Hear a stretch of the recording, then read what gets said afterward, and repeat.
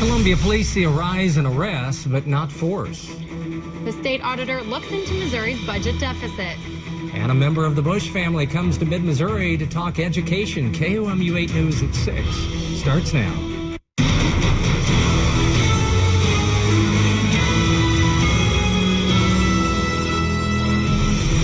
The Columbia Police Department reported an 11% increase in arrests this past year. Good evening, everyone. I'm Jem Rake. And I'm Tyler Emery. That number was part of CPD's Internal Affairs report, which it released this week. KOMU 8's Lauren Pedersen took a look at the report. She's live in downtown Columbia. Lauren? While CPD saw an increase in responses to calls, incidents, and arrests, they didn't see a change in the percentage of instances of officers using force on citizens. That can mean anything from an officer handcuffing someone to drawing their firearm. According to the report, Columbia police officers did not fire their guns at all in 2016. I asked Sergeant Brian Tate what he thinks the public should know about these numbers. I think our report shows us that we don't have a problem with officers using excessive force, that force is being used when officers need to respond to resistance. And again, we only respond to what the citizen does. The report also says the department received more than 100 public and internal complaints combined. You can read more about the report on our website at KOMU.com. In Columbia, Lauren Pedersen, KOMU 8 News. Today, former Florida Governor Jeb Bush met with policymakers in Jefferson City to talk about education reform. He says he supports a bill the General Assembly is considering. It includes more online access for students and promotes charter schools. Bush believes education reform will give children the right skills for the future. I come here simply as a person who believes passionately that every child could learn, that it's up to politicians and teachers and business leaders and everybody, moms and dads, everybody, to organize their lives around ensuring that every child reaches their God-given abilities. He says it's frustrating the country is still educating children the same way it did more than 100 years ago. He wants to bring education into the 21st century. Senator Claire McCaskill called on U.S. Attorney General Jeff Sessions to resign today. That follows the revelation that Sessions talked twice with Russia's U.S. ambassador during President Donald Trump's campaign, contradicting sworn statements he gave to Congress during his confirmation hearings. McCaskill tweeted in part, quote, "He sets the example. Good prosecutor knows better." Senator Roy Blunt is sticking with Sessions. More than 300 jobs could soon be coming to Boone County. American Outdoor Brands Corporation says it will build a new 500,000 square foot distribution center near the I-70 Route Z exit if the company is given tax incentives. AOBC is the parent company of hunting and outdoor brands Smith & Wesson and Battenfield Technologies. Battenfield already has a location in Columbia on Lamone Industrial Boulevard.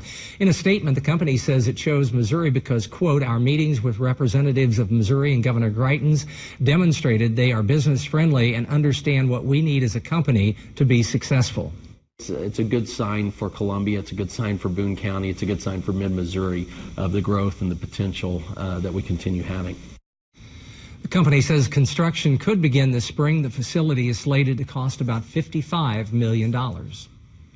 Missouri lawmakers are technically required to provide Missourians with a balanced state budget, but the state's auditor says it's not that simple. KOMU 8's Max Deeknight is here in the studio to tell us why that is.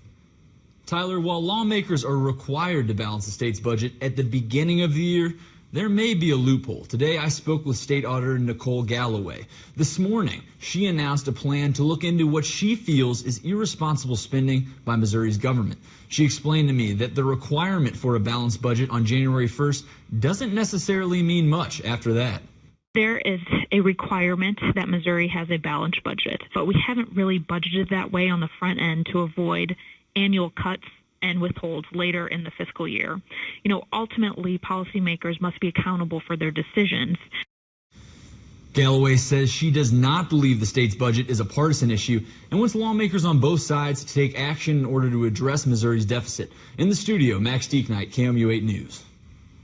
Auditor Galloway's whistleblower hotline is now expanded to include an anonymous online submission form. The hotline is used for citizens to report government wrongdoing, and its use is increasing. Galloway said in a press release, quote, "It is critical that citizens and government employees have an outlet to act as whistleblowers, providing information or submitting concerns without fear of retribution."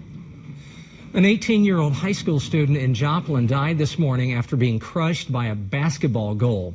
The school district said in a statement he was volunteering at an elementary school. There were no other details, including the student's name. An autopsy is planned for tomorrow. In other news from Joplin, a man and a deputy are in the hospital after a shooting and a standoff. Jasper County Deputy Nolan Murray was shot in the chest while serving a warrant at a motel. He's in the ICU and expected to make a full recovery.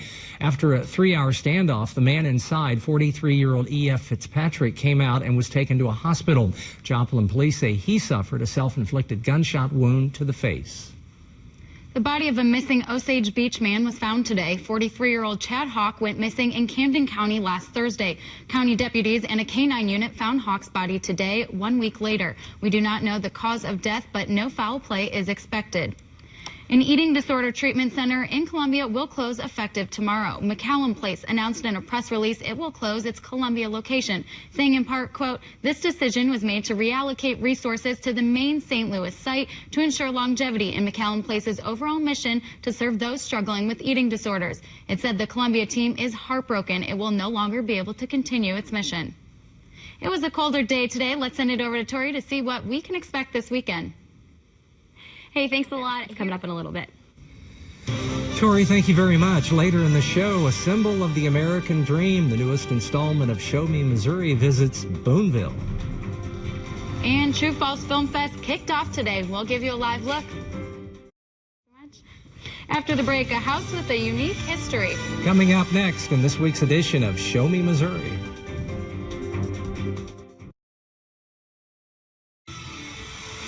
Here's what's happening right now. The True False Film Festival is underway. You are taking a live look at downtown Columbia. Parts of 9th Street will be closed throughout the weekend. The festival lasts through Sunday and will include documentaries, film screenings, and live music. Putting the fest together has become such a big thing. It's a year-round job for a number of people. It's a multi-month, late-night job for a lot of folks who have other full-time jobs on top of it. And there's still that feeling of, let's put on a show. The popular March March, the signature parade through downtown Columbia, is scheduled for tomorrow night. For nearly 2 centuries, one house has stood in Boonville as a symbol of success. This week's Show Me Missouri walks us through decades of history in the Hain House. KMUH's Christina Salonikas and Emma Frazier report on the oldest house in Boonville. For centuries, immigrants have flocked to this country in search of the American dream. A Swiss immigrant, George Hain, found his way to Boonville in 1836. He had heard where he could get, land was available for anyone, no matter what their economic status was, even way back then. Hain wanted to start a life of his own, so he decided to build the first family dwelling in Boonville. Originally, it was a 2-room walnut log cabin that expanded through the years. As the family grew, the house grew. Hain died in 1877. He left everything to his wife with one stipulation: she could not remarry. However, 10 years later, she remarried and her son threw her out of the house. Not only is the house the oldest dwelling in Boonville, but no one outside the Hain family ever lived there. The city had a special place in its heart for the house once the last family member died. The citizens of Boonville are all about history, and we're all about preservation, and so we rallied together. The house now stands as a symbol of a successful American dream. Christina Salonikas and Emma Frazier, KMUH News, Boonville. Join us next week as we uncover the terrors of Boonville's Thespian Hall. Visit KOMU.com to let us know if you have any suggestions on where else Show Me Missouri should visit. They say baseball is America's favorite pastime, so why did a Mid-Missouri college go 4 decades without baseball? More on that school's return to the diamond next in sports. It's at 10. That's sports. Chris, thank you very much. A routine traffic stop takes quite a turn. We'll tell you about a trooper's surprise shower coming up. A Nevada Highway Patrol officer quickly learns there's no use crying over spilled beer. A beer truck barreling down the road loses its load, pelting the trooper and the driver of the car he pulled over with beer bottles and cans. The trooper says it was well over 1,000 pounds of beer lost. He pulled the driver over for speeding, but let him off with a warning and a beer shower. Wow. Wow. Coming up at 10, we take a look at the record warmth in February here in mid-Missouri. And a look into Missouri's century-old state parks and how they may be in trouble.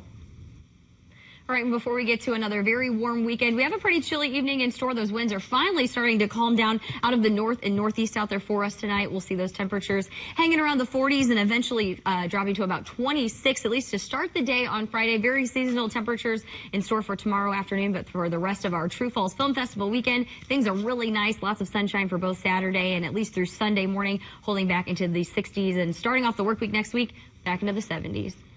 True False isn't the only event going on this weekend in Columbia, and I'm talking about some sports. Right, it's nice to see a good forecast. You've got the Mizzou Right. softball and baseball teams both playing their first home games. We mentioned Columbia College moments ago playing tomorrow, so a full sporting weekend for a lot of the outdoor sports, and hopefully the weather cooperates. Perfect weather. Can't wait to see the brand new softball stadium. It is ready to go? Ready to go. They practiced there today. All right. That's our time for now. Thanks for joining us. Have a good night.